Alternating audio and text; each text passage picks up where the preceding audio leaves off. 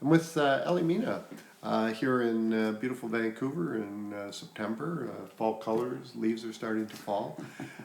So thanks so much for doing this, My Ellie. pleasure. I mean, I know you're a registered parliamentarian. You travel the country giving board effectiveness as a board effectiveness consultant.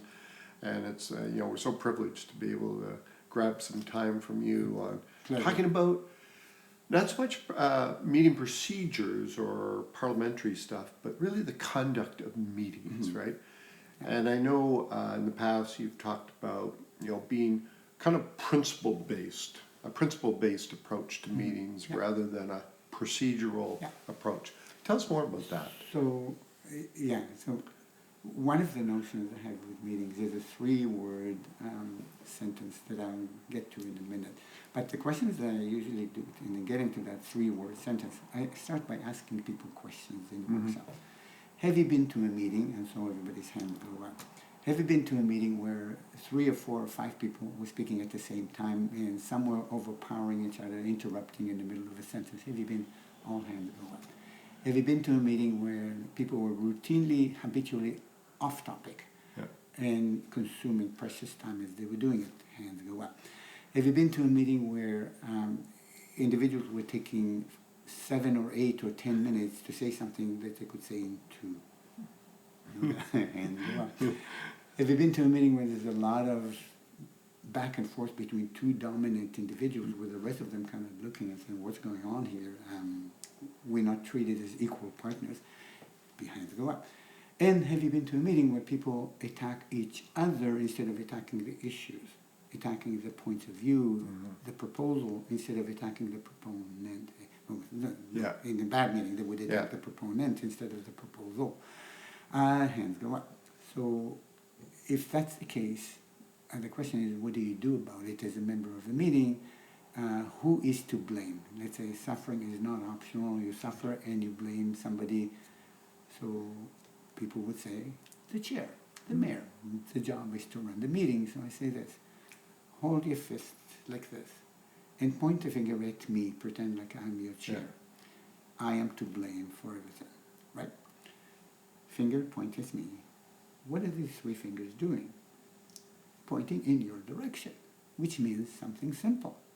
The chair is the chief defender of the process, but the process needs to be owned, followed, and defended by everybody, which means that each councillor, even the members of the administration, need to understand how the process works and follow the essential ingredients of it. So, and there's 6 of them. So the sentence, the 3-word sentence is, suffering is optional. It's not mandatory. If you want to, you can, but it's optional. And we need to be able to intervene and rescue the process because otherwise meetings go haywire. So you want me to tell you the 6 ingredients? Let's do that. Let's go through the 6. The first one is really simple. It's called order. I have rules of order. But order would mean one person speaks at a time and we let someone finish without interrupting them. So it's unlike what you'll find in many dining room settings. People will talk over each other. We're all having a good time, so we don't have any structure.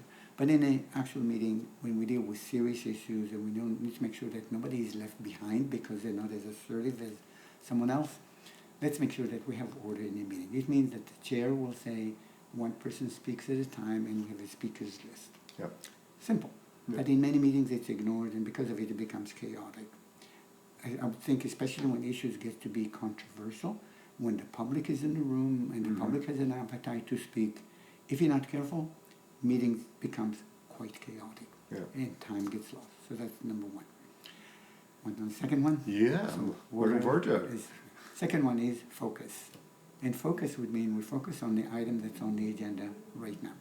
So if we saw a wonderful movie yesterday, that might be interesting. Might spice things up a bit, but if we have too much of it, we end up losing time and losing our focus on serving the community and providing the decision that it needs. So means that if the mayor notices it, the chair notices it, we'll bring the individual back on topic. So we need to get back on topic. Right now we're discussing this and this and this. Let's stay focused. If the chair misses it, it means that the individual can say, point of order, that the chair will interrupt the speaker and say, what's your point? We're off topic. We need to get back on topic. So suffering is optional. So it's everybody's job. Let's make sure fingers point here too. So yes, we want to leave it to the mayor to be the chief defender of the process, but if the mayor doesn't do it, we need to intervene. Number 3, so order, focus, efficiency is another thought. We need to manage time.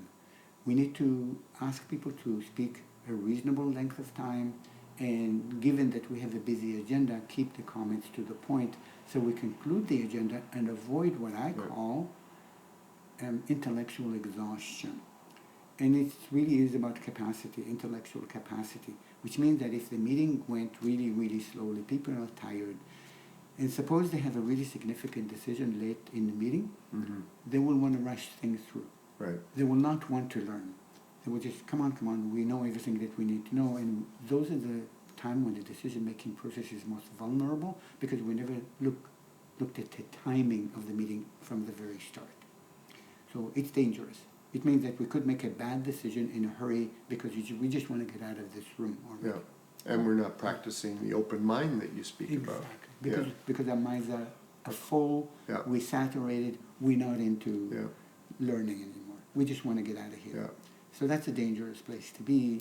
So we need to manage time, remind individuals to be brief and to the point, express their point, but not take 10 minutes when they could say it in 2. And in addition, the chair probably need to look at the agenda and allocate time to issues according to their importance.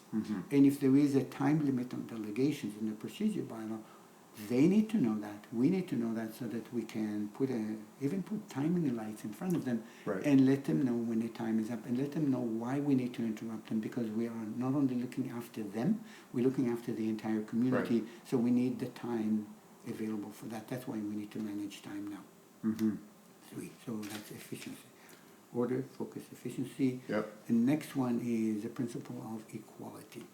And in Robert's Rule of Order, actually, is a very useful statement. It says, no one speaks a second time on the same issue when someone else wants to speak on it for the first time. Which means if we have someone who is dominant, who has a lot of rebuttals to offer, and keeps on jumping in, just a moment. We have people who have not spoken, we need to go to them first. And even if we don't have anybody actually raising their hand and want to speak, just a moment, is there anybody who wishes to speak? I haven't done that. So then we bring in their voices. And so it's about 2 things. Really, it's about fairness. We want to be fair. We don't want people dominating and other people being left behind. But it also ties into the learning bit. We want to make sure that people, if there's significant pieces of the puzzle and they happen to reside in the head of someone who is quieter normally, we want to make sure that we bring in that, make it easy for that piece to emerge, rather than people going after the meeting and having the conversation they should have had at the meeting because it was significant. Let's say the pieces of the puzzle were really important. So we want to make sure that they have that equal opportunity to present it. So number 4, equality. Number 5 is the question of decorum. And decorum means this: we don't have to always disagree with each other. In fact, if everybody thought the same way all the time, we'll be into group think, and that's not the idea. So we want to enable us to disagree with one another without ever attacking each other. So the comment should be, with due respect to my colleague, I disagree with their views on the motion and here is why. Or with due respect to the proponent of this motion, I disagree with the motion itself. So you never attack the individual. You keep it clean and stay with the issues rather than the personalities. So order, focus, efficiency, equality, decorum. The 6th one is not a rules of order issue, but it's critical. It is safe meeting environment. We need to make sure that the meeting does not become so toxic that it is scary for individuals with pieces of the puzzle that are outside the norm. Scary for them to stand up and speak and share their input. And there are 2 reasons why we want to make sure that the meeting environment is safe. One of them is for the things we want to achieve. The other one is the thing we want to prevent. The thing we want to achieve is that process of building the truth together so we can make informed decisions. So we might want to make it safe for someone whose point of view may be unpopular. And right now, a lot of people are aggressively promoting something else. Right. Thank you. Is there anybody who has not spoken? Anyone with a different perspective? We always want to invite that Right. and make the environment safe. So we richer knowledge-wise. But there's something else too. We want to look at the things we want to avoid by making sure the meeting environment is safe. And it is, fact is simple. Society is going to be more litigious. Mm-hmm. Do you want people to come and poke holes in your public hearing process and say this was not validly done because procedural fairness, heckling and clapping was permitted and I did not feel safe to go to the microphone and speak? So that's the consequence of not maintaining a meeting environment. It could be stuck in court and spending your precious resources, tax dollars that are scarce, we need to spend them well. We end up spending them defending the fact that we never defended the process and ensured that the meeting environment was safe. So no heckling, no clapping, no booing, nothing like that. We just want to keep it clean. I'm back on that safe one because I think there's an erosion of civility Absolutely. occurring. You know, and we've talked about this before. As issues become more complex, I always refer schoolyard behaviors come out, right? So maybe let's focus a little bit on that. So if the environment, forgetting the externalities of the public and the gallery, but within the meeting itself, if incivility, which is behavioral, and it's not a huge breach, you know, it's more behavioral. It's just my eyes, the way I look at you, or the way I speak to you. How do you guide people, either members or chairpersons, on that aspect? I mean, a much tougher area, I know. It's no, and it is interesting. Yeah. A lot of these habits are not conscious effort to suppress input or to make it unsafe for people to present it. It's not that. People do things because it's habits, but sometimes feedback is necessary. I always say that feedback is gold, because people rarely do these things because they're bad, because they intend to inflict damage on the organization and the citizens and the cause that they're serving. Just habits. So the problem is a lot of the times people don't even know that they're doing it. So we want to say that feedback is gold. Feedback is very important so that whoever is doing something and they don't even know they're doing it will get it and be able to make an adjustment. So how do you get that feedback? So let's take a council where somebody is always interrupting, or somebody has an issue with one other person. Without being specific, how do you recommend that council deal with that behavior? So thank you, these are all important, because if the process is compromised, we want to save the process, we want to defend it, and some of it is good proactive work. Right. So giving feedback, a few possibilities. One of the things that I find lacking is evaluation, and regular evaluation at a few levels. At the collective body, say the mayor and the council together, how do they work? At individual level, so each councillor would need to evaluate themselves and invite feedback as they do that. At the administrative level, how effective is the administration in helping us? And the chair. The chair needs some feedback. The chair of the group needs some feedback as well, the mayor. So we need to make sure that feedback is abundant and that people talk to one another on a regular basis. So in sharing input, you know what, it's something that you do, you probably are not aware you're doing it, but here is the impact that it's having, and it's not only me saying, it's feedback that I received from some citizens as well. So it's a gift. Yeah. I find that there were times that I was doing things in a meeting, sometimes in difficult situations, compromising, and I was just as a chair trying to get the best compromise. And then people come to me during break and say, you did this, you did this, you did that. And what do I say? Do I get defensive and saying, oh, I was trying to deal with a really difficult situation, how dare you accuse me? No, thank you. Yeah. I didn't realize I was doing it. Yeah. In some instances, apologize. Yeah. It's not about me, it's about doing the right job for the community. So feedback is a gift. We need to give it. We need to welcome it when we receive it. So now for a council, because I understand a break, you know, but here we are in a public meeting.